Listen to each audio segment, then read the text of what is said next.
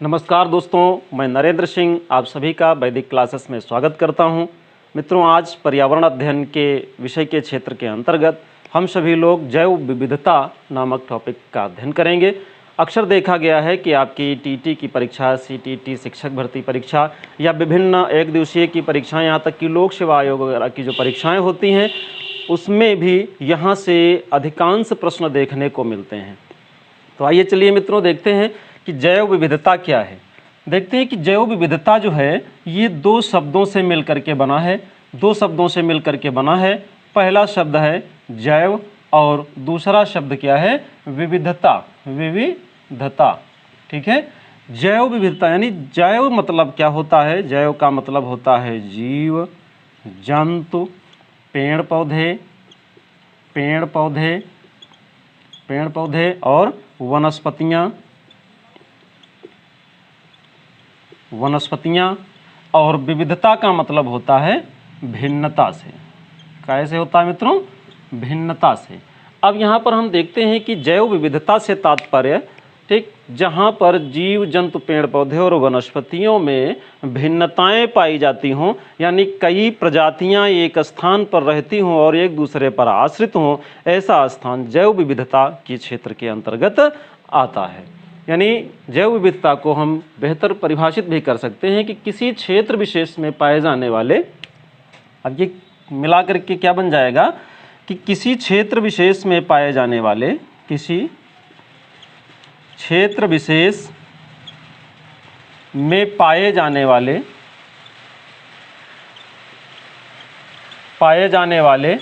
भिन्न भिन्न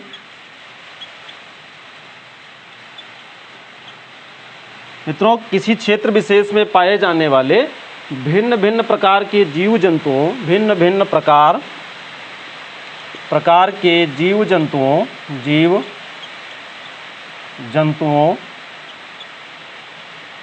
भिन्न भिन्न प्रकार के जीव जंतुओं एवं पेड़ पौधे, जीव जंतुओं एवं पेड़ पौधों के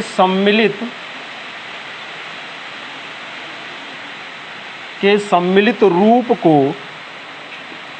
को जैव विविधता कहा जाता है।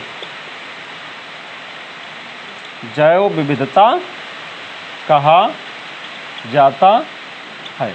अब देखते हैं मित्रों, जैव विविधता को आप अच्छी तरीके से समझ गए होंगे सभी लोग कि जैव विविधता यानी इसमें दो शब्द सम्मिलित हैं, जैव और विविधता। जैव का तात्पर्य जीव जंतु पेड़ पौधे और वनस्पतियों से होता है और विविधता का मतलब भिन्नता से होता है, यानी डिफरेंस होते हैं एक दूसरे से। तो यानी इन दोनों को मिला करके हम इसकी एक बेहतर परिभाषा बना लेते हैं कि किसी क्षेत्र विशेष में पाए जाने वाले भिन्न भिन्न प्रकार के जीव जंतुओं एवं पेड़ पौधों के सम्मिलित रूप को जैव विविधता कहा जाता है।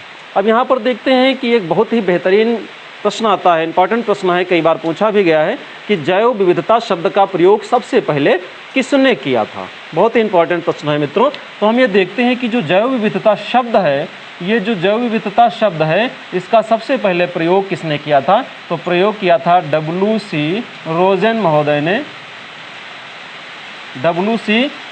महोदय ने सबसे पहले जैव विविधता शब्द का प्रयोग किया था।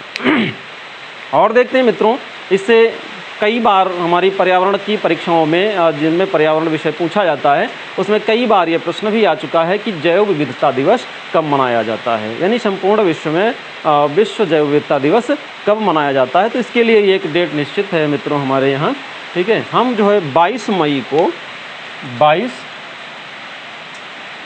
मई को जैव विविधता दिवस के रूप में मनाते हैं। बहुत इंपॉर्टेंट प्रश्न है मित्रों, विविधता दिवस। कई बार आपकी परीक्षाओं में ये पूछा जा चुका है कि 22 मई को जैव विविधता दिवस के रूप में मनाते हैं। और एक और बेहतरीन प्रश्न है यहाँ पर, बहुत इंपॉर्टेंट प्रश्न है। कौन सा प्रश्न है वो? देखिए, यूएनओ के द्वारा, संयुक्त राष्ट्र संघ के द्वारा प्रत्येक एक दशक किसी न किसी विषय को लेकर के जागरूकता के रूप में मनाया जाता है। तो यहाँ पर हम ये देखते हैं कि यूएनओ अर्थात संयुक्त राष्ट्र संघ के द्वारा 2011 से 20 का ये जो दशक है, ये दशक जैव विविधता जागरूकता दशक के रूप में मनाया गया। बहुत ही इंपॉर्टेंट और करंट अफेयर्स से संबंधित ये प्रश्न है। करंट के प्रश्नों में भी कई बार ये पूछा भी गया है प्रश्न। तो ये मित्रों 2011 से 2020 का ये जो दशक है, ये जैव विविधता दशक यानी जैव विविधता जागरूकता दशक के रूप में मनाया जाता है। अब यहाँ पर हम देखते हैं कि जैव विविधता के लिए आवश्यक शर्तें क्या होती हैं, क्या कारण होता है कि जैव विविधताएं पाई जाती हैं, या जैव विविधता को प्रभावित करने वाले कौन से ऐसे कारक हैं जिनकी वजह से हमारे यहाँ पर जैव विविधता कहीं कम और कहीं ज़्यादा पाई जाती है। तो मित्रों देखते हैं कि इनको सबसे ज़्यादा प्रभावित करने वाले जो कारक हैं उनको हम क्रम से अभी पढ़ेंगे और उनके बारे में हम लोग चर्चा भी करेंगे और वहाँ से ऑब्जेक्टिव्स भी निकालेंगे कि किस प्रकार से प्रश्न वहाँ से पूछे जाते हैं हमारी परीक्षाओं में। तो देखते हैं, सबसे पहला इसका कारण है उच्च तापमान। दूसरा कारण है मित्रों उच्च वर्षा। तीसरा कारण है मृदा यानी मृदा की मोटाई। और चौथा कारण मित्रों जो है ये ऊंचाई होती है, ऊंचाई या ढाल। तो इनको एक एक करके हम पढ़ते हैं, देखते हैं कि ये जो हमारे तत्व हैं, एलिमेंट्स हैं, ठीक है, ये किस प्रकार से हमारी बायोडाइवर्सिटी को प्रभावित करते हैं या इनके होने से हमारी जैव विविधता किस प्रकार से जो है जानी जाती है, कैसे कैसे होते। तो एक एक करके अभी हम पढ़े ले रहे हैं। हमें देखते हैं कि सब एक दूसरे से संबंधित ही होते हैं। हम देखते हैं कि जहाँ पर उच्च तापमान होता है वहाँ पर उच्च वर्षा भी पाई जाती है। उच्च तापमान जहाँ पर होता है वहाँ पर उच्च वर्षा भी पाई जाती है। क्यों? क्योंकि उच्च तापमान से मित्रों, ठीक है, वाष्पीकरण सबसे ज़्यादा होता है। जहाँ तापमान ज़्यादा होगा वहाँ वाष्पीकरण होगा, जहाँ वाष्पीकरण ज़्यादा होंगे वहाँ बादल ज़्यादा बनेंगे, और जहाँ बादल ज़्यादा बनेंगे तो वर्षा तो स्वाभाविक होती है। तो हम यहाँ पर ये देखते हैं मित्रों कि जहाँ पर उच्च तापमान होता है वहाँ पर वर्षा भी ज़्यादा होती है, और वर्षा ज़्यादा होने के कारण, अब वर्षा जहाँ पर ज़्यादा होती है तो क्या होता है कि वहाँ पर वन एवं वनस्पतियाँ अधिक होती हैं। वन एवं वनस्पतियाँ अधिक होंगी। अब यहाँ पर थोड़ा सा ध्यान देने की ये बात है मित्रों कि यहाँ पर देखते हैं कि जहाँ पर वन एवं वनस्पतियाँ होंगी तो वन एवं वनस्पतियाँ क्या करती हैं? वन एवं वनस्पतियाँ जो होती हैं वो सूर्य के प्रकाश संश्लेषण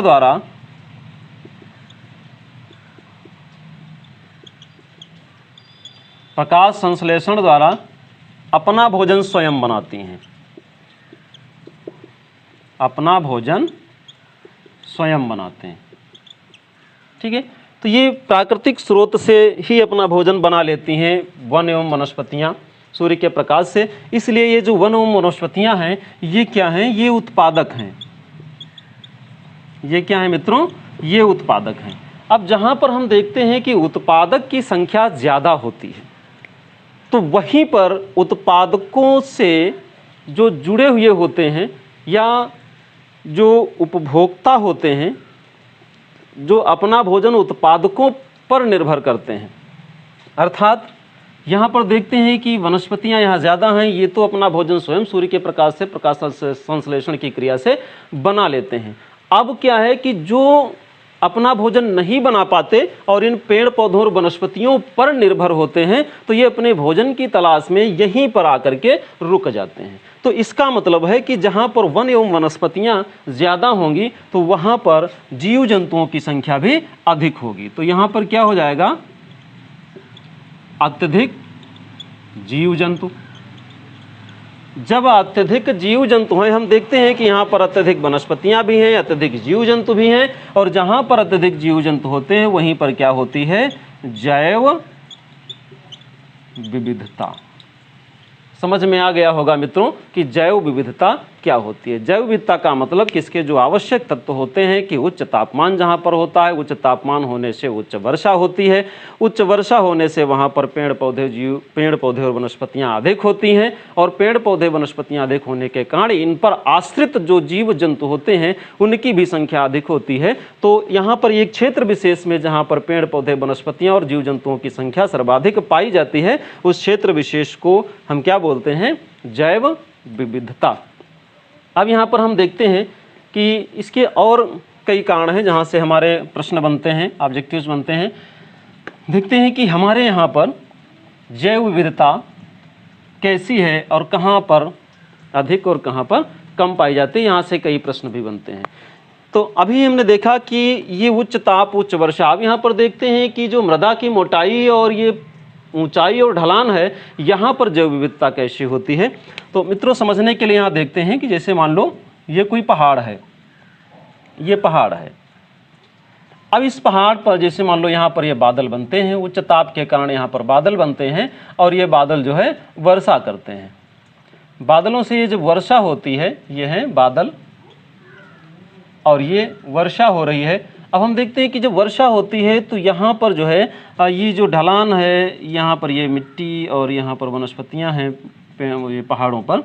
अब ये जो मिट्टी है वर्षा के कारण ये जो मिट्टी यहाँ पर कटती है, कट करके ये जो है नीचे आने लगती है, और नीचे आकर के ये इकट्ठा हो जाती है कहाँ पर, यहाँ पर जो पहाड़ों की घाटी होती हैं मित्रों, ये क्या है, घाटी।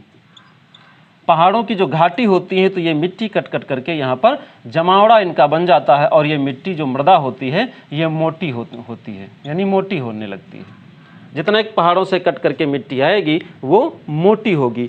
तो यहाँ पर क्या होगा कि यहाँ पर बहुत ही सघनता से वनस्पतियाँ या जंगल पैदा होते हैं। यहाँ पर जंगल यानी पेड़ पौधे या वनस्पतियाँ।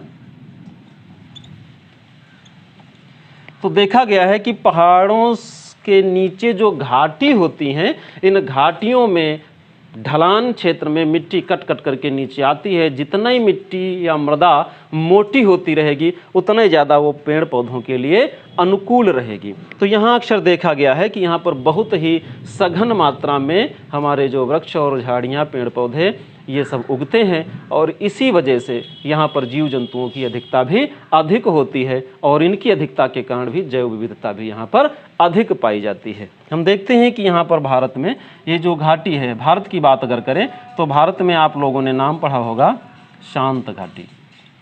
शांत घाटी कहाँ है मित्रों, ये केरल में है। तो भारत में अगर देखते हैं कि भारत में जैव विविधता का सर्वाधिक क्षेत्र कौन सा है, किस नाम से जाना जाता है, तो ये भारत में केरल में जो शांत घाटी पाई जाती है यहाँ पर जैव विविधता सबसे अधिक पाई जाती है। तो चलिए भारत के क्षेत्र में, भारतीय परिदृश्य में हम देखते हैं कि जैव विविधता कहाँ पर या किस तरीके से पाई जाती है।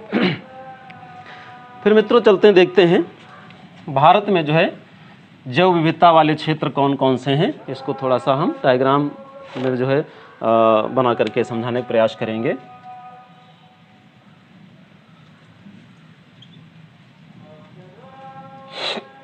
ये जो हमारा भारत है, अब भारत में हम यहाँ देखते हैं कि यहाँ से ये जो ताप्ती नदी का मुहाना है गुजरात से ये गुजरात में यहाँ पर ताप्ती नदी का मुहाना, तो यहाँ से लेकर के ये जो हमारा घाट है यहाँ कन्याकुमारी तक, इसको हम क्या बोलते हैं, इसको हम बोलते हैं मित्रों पश्चिमी घाट। पश्चिमी घाट। और यहीं से लेकर के यहाँ लगभग जो है उड़ीसा तक इधर जो है इसको हम क्या बोलते हैं, पूर्वी घाट। अब हम ये देखते हैं कि यहाँ पर पश्चिमी घाट जो है ये, तो यहाँ पर हमारी जो है पश्चिमी और दक्षिणी जो पवनें होती हैं, यानी दक्षिण पश्चिमी पवनें होती हैं, ये पवनें यहाँ पर जो है चल करके यहाँ से जो है यहाँ पर पर्वत है आपका, यहाँ ये जो पर्वत हैं, ठीक, ये जो पर्वत की घाटियाँ हैं इसमें ये जो है नीलगिरी है, जो पर्वत हैं यहाँ पर दक्षिणी पश्चिमी भाग में, इसमें जो है हमारा पर्वत जो नीलगिरी है, अन्नामलाई है, कार्डमम पर्वत है, ठीक है। नीलगिरी, अन्नामलाई और कार्डमम पर्वत, ये जो पर्वत हैं यहाँ से ये टकराती हैं दक्षिणी पश्चिमी पवनें, और यहाँ पर टकराने के बाद यहाँ पर अत्यधिक मात्रा में वर्षा करती हैं। तो यहीं पर हमारा मित्रों यहाँ पर केरल है, केरल, और ये हमारा तमिलनाडु। तो ये देखते हैं कि केरल, अभी हमने शांत घाटी की चर्चा की थी, तो अत्यधिक वर्षा यहाँ पर होती है इन पवनों के द्वारा, और इसलिए यहाँ पर केरल में शांत घाटी में सबसे ज़्यादा सघनता से वन पाए जाते हैं, और यहाँ पर जैव विविधता भी अधिक होती है। और यहीं पर तमिलनाडु में अब हम ये देखते हैं कि जैसे जैसे हम ऊपर की तरफ बढ़ते हैं, दक्षिण से उत्तर की तरफ चलते हैं, तो वहाँ पर यहाँ पर हमारी जो बीचों बीच में मित्रों कर्क रेखा है।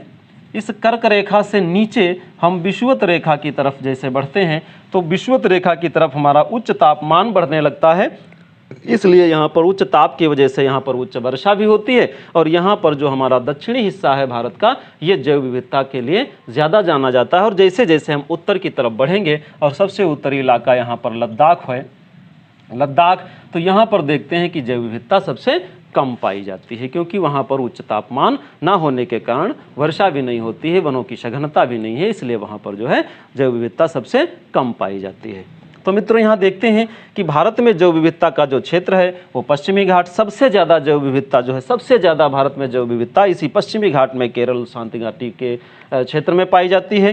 तमिलनाडु में भी जैव विविधता पाई जाती है, तो सबसे ज़्यादा केरल में और फिर तमिलनाडु में जैव विविधता पाई जाती है। फिर यहाँ पर हम देखते हैं मित्रों, ये जो क्षेत्र है यहाँ पर, ये क्षेत्र यहाँ पर जो है ये पूर्वी हिमालय का क्षेत्र, तो यहाँ पर आसाम, ठीक है, मेघालय, त्रिपुरा, मिजोरम, ये होते हैं यहाँ पर। तो यहाँ पर जो असम का क्षेत्र है, यहीं पर असम का क्षेत्र, तो यहाँ पर भी जो है उच्च वर्षा होने के कारण ये जो क्षेत्र है ये जैव विविधता यानी बायोडाइवर्सिटी के लिए जाना जाता है। तो यहाँ पर मित्रों हम लोगों ने समझ लिया कि भारत में जो भारतीय भूभाग में देखा जाए, तो भारतीय भूभाग में सबसे ज़्यादा जैव विविधता हमारी पश्चिमी घाट, जो गुजरात से लेकर के कन्याकुमारी तक फैला हुआ है, यहाँ पर होती है। इसमें केरल की शांत घाटी यहीं पर स्थित है, और यहाँ पर सबसे ज़्यादा भारत में जैव विविधता पाई जाती है। इधर देखते हैं कि पूर्वी घाट में भी उच्च वर्षा होने के कारण, तापमान होने के कारण जैव विविधता पाई जाती है, लेकिन पश्चिमी घाट से कम पाई जाती है। फिर देखते हैं तीसरे नंबर पर यहाँ पर जो पूर्वी हिमालय का क्षेत्र है, इसमें असम, मिजोरम, त्रिपुरा आदि आते हैं। यहाँ पर भी उच्च ताप और उच्च वर्षा होने के कारण जैव विविधता पाई जाती है। अब देखते हैं कि यहाँ पर जो है अंडमान निकोबार द्वीप समूह है यहाँ पर, तो अंडमान निकोबार द्वीप समूह में भी जैव विविधता देखने को मिलती है, जैव विविधता पाई जाती है। और इधर हम देखते हैं लक्षद्वीप, ठीक है, लक्षद्वीप, तो यहाँ पर ये पश्चिमी ये क्या कहते हैं, ये दक्षिण की तरफ स्थित हैं। जितने ज़्यादा हम विषुवत रेखा के नज़दीक जाते रहेंगे, उतने ज़्यादा हमारे जो है क्षेत्र में जैव विविधता की वृद्धि होती रहेगी।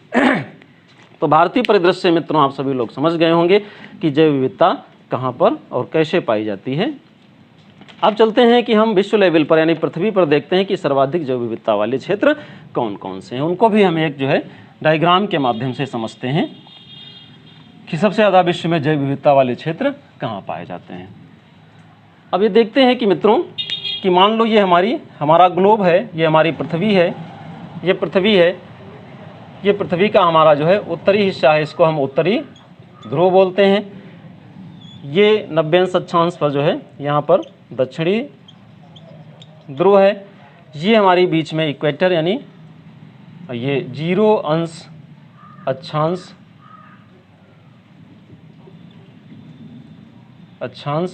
0 अक्षांश पर क्या है, विषुवत रेखा।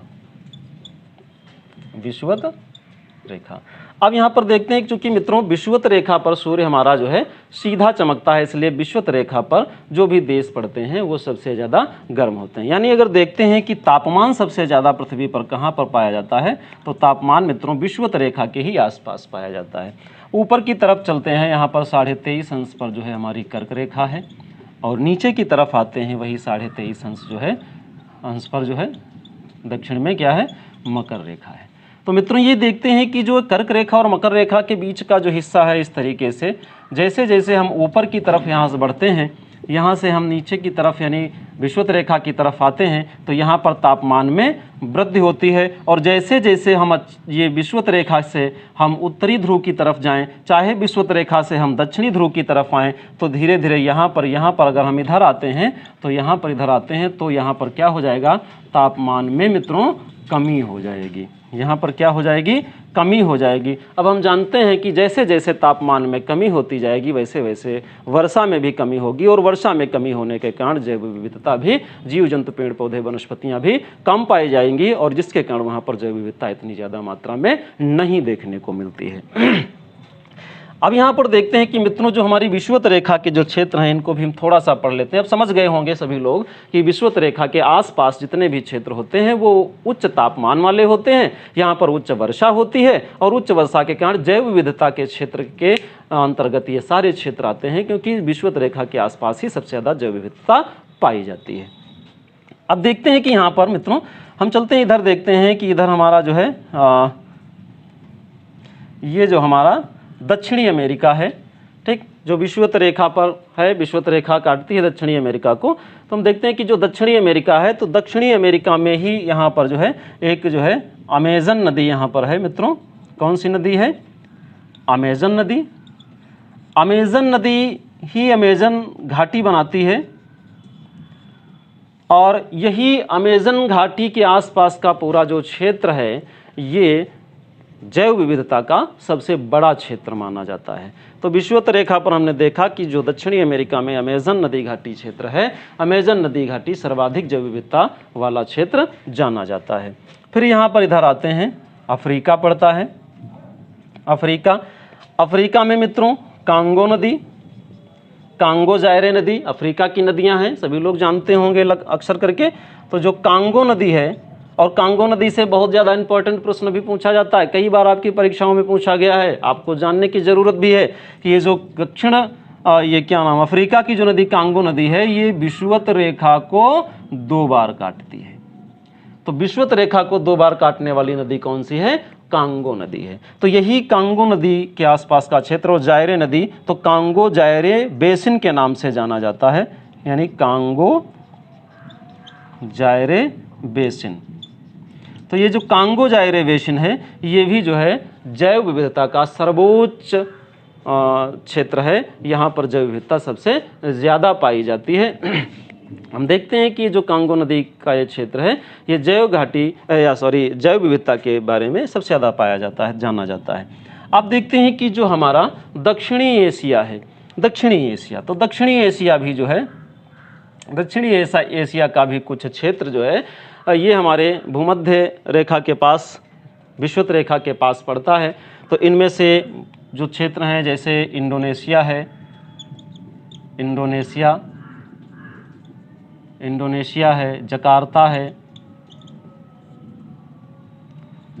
है, क्या नाम, सुमात्रा है, ठीक है। ये जो सारे हमारे देश हैं, इंडोनेशिया जो इसमें पड़ते हैं, इंडोनेशिया है, जावा है, सुमात्रा है, सॉरी जकार्ता नहीं है, यहाँ पर जावा, ठीक है। तो इंडोनेशिया, जावा, सुमात्रा, ये देश जो हमारी दक्षिणी एशिया में पड़ते हैं, तो यहाँ भी जैव विविधता ज़्यादातर पाई जाती है। अब यहाँ पर देखते हैं कि मित्रों कि जो जैव विविधता है, ठीक है, तो जैव विविधता के संरक्षण के लिए कई प्रोग्राम मनुष्य के द्वारा, मानव के द्वारा चलाए गए हैं, कि क्योंकि जैव विविधता को बनाए रखना हमारा परम दायित्व है। अगर जैव विविधता घटती जाती है तो फिर पृथ्वी का अस्तित्व भी संकट में पड़ जाएगा, ठीक है। जीवधारी धीरे धीरे घट रहे हैं, तो इसके लिए मानव के द्वारा भी तमाम सारे ऐसे प्रोग्राम चलाए जाते हैं, तमाम सारे ऐसे कार्य किए जाते हैं जिससे जैव विविधता हमारी बनी रहे। जितना अधिक जैव विविधता बनी रहती है, उतना अधिक ही हम लोग सर्वाइव कर सकते हैं। तो ये समझ में आ गया होगा मित्रों, इस तरीके से यहाँ से कई प्रश्न पूछे जाते हैं।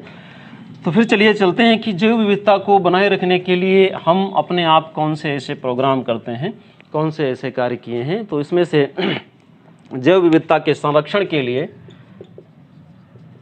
2 प्रकार से हम जैव विविधता को संरक्षित करते हैं, 2 प्रकार से मित्रों संरक्षित करते हैं। इसमें से सबसे पहला है जिनको हम बोलते हैं इन इन सीटू और दूसरा है एक्स सीटू। इन सीटू का मतलब होता है स्वास्थाने, ठीक है। और एक्स सीटू का मतलब होता है, एक्स सीटू का मतलब होता है बाह्य स्थाने, बाह्य स्थाने। स्वास्थाने का मतलब मित्रों क्या होता है कि ऐसे पेड़ पौधे कि उनके ही स्थान पर उनको संरक्षित कर दिया जाता है। अगर उनकी मात्रा घट रही है धीरे धीरे तो जहाँ पर वो हैं वहीं पर उनके स्थान को संरक्षित करके उचित ताप और उचित भूमि और अच्छी सुविधाएं दे करके उनको बेहतर बनाया जाता है। और एक्स सीटू जो होते हैं बाह्य स्थाने, देखते हैं कि अगर वो तापमान, मिट्टी या जलवायु वहाँ की उनको सूट नहीं कर रही है या उनकी संख्या धीरे धीरे कम हो रही है तो उनको एक बेहतर स्थान पर यानी दूसरी जगह पर ले जा करके उनको संरक्षित किया जाता है ताकि उनकी संख्या घटने न पाए और उनका अस्तित्व बना रहे। तो ऐसी कंडीशन में हम दो सिस्टम करते हैं, यानी दो प्रकार से हम संरक्षित करते हैं, एक तो इन सीटू के तहत और दूसरे एक्स सीटू के तहत करते हैं। अब ये देखते हैं कि मित्रों हम अंतर्राष्ट्रीय लेवल पर देखते हैं कि बहुत सारे हमारे जो जीव जंतु हैं वो जीव जंतु कम होते जा रहे हैं, बायोडाइवर्सिटी हमारी कम होती जा रही है, जीवों की संख्या कम होती जा रही है। ये बड़ी ही चिंता का विषय है। तो इसके लिए हमारी एक जो है संस्था बनाई गई थी जिसको हम IUCN बोलते हैं। तो IUCN क्या करती है? IUCN, तो IUCN का फुल फॉर्म भी जानना है मित्रों यहाँ पर। तो ये international union conservation of nature, इसको क्या बोलते हैं? इंटरनेशनल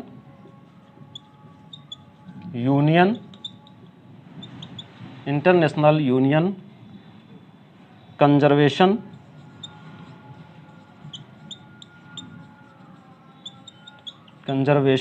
ऑफ नेचर, ठीक है।